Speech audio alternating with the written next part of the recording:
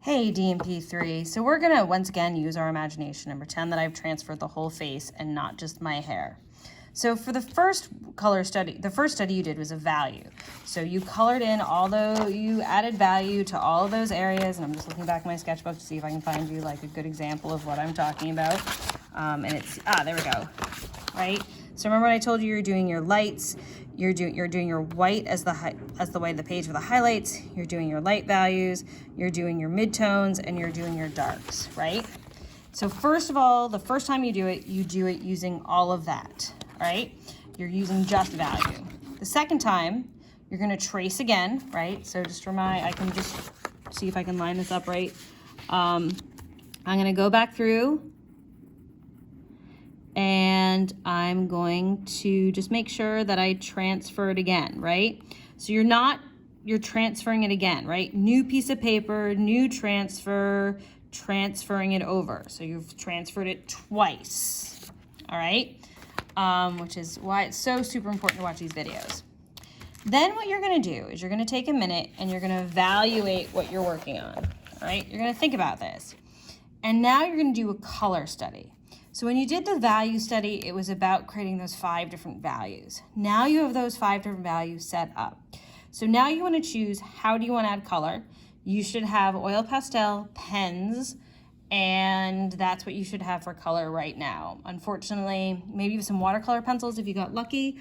But right now we're still waiting for the colored pencils to get in. So evaluate what material you want to use. I grabbed some colored pencils because they're the first thing I found in the art room. Now I want to think about, do I want to do it monochromatic? So I could do I'm a big fan of blue and purple. So maybe I just want to do all blues and do my color study just in blues.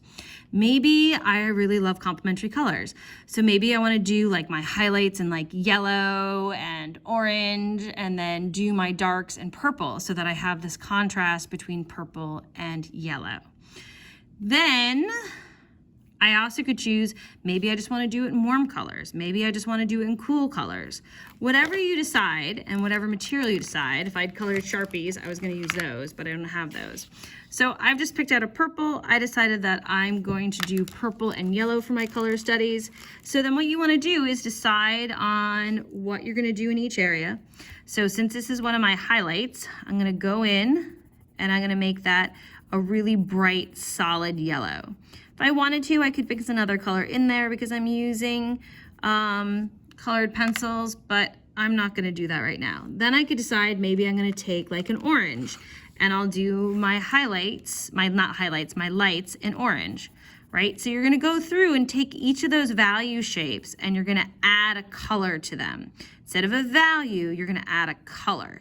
You can add color and value, right? So the color can have value because we have our different parts of color, right? We have our value, we have our saturation or our intensity, and we have our pigment, right? Then also we have our temperature. And our temperature is one of those things that's either warm or cool, except for orange and blue, which have no temperature. So when you're thinking about color, those are the things that you want to think about.